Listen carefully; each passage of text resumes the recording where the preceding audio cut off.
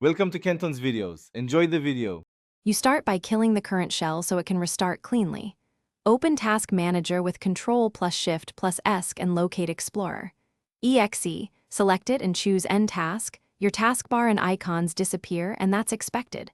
Once done, press Win plus R, type Explorer, EXE, and press Enter to relaunch the shell. This quick restart often clears transient hangs and resource leaks. If Explorer fails to start, proceed to the next slide to repair user profile and system-level causes before trying more invasive fixes. You now check what breaks the shell.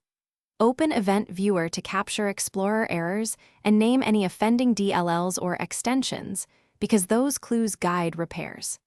Next, reboot to safe mode so only Microsoft shell extensions load.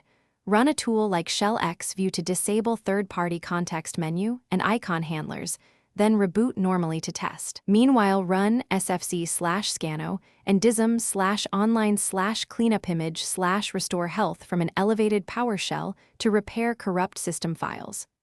Once done, test Explorer again. If you finish by isolating persistent problems, create a new local administrative account and sign in.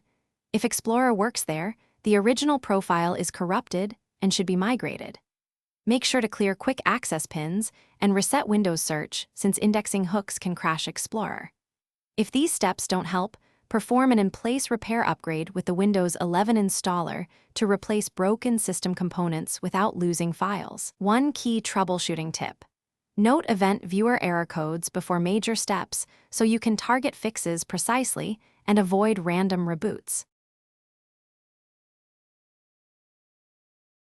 Thanks for watching. Consider subscribing if we helped you.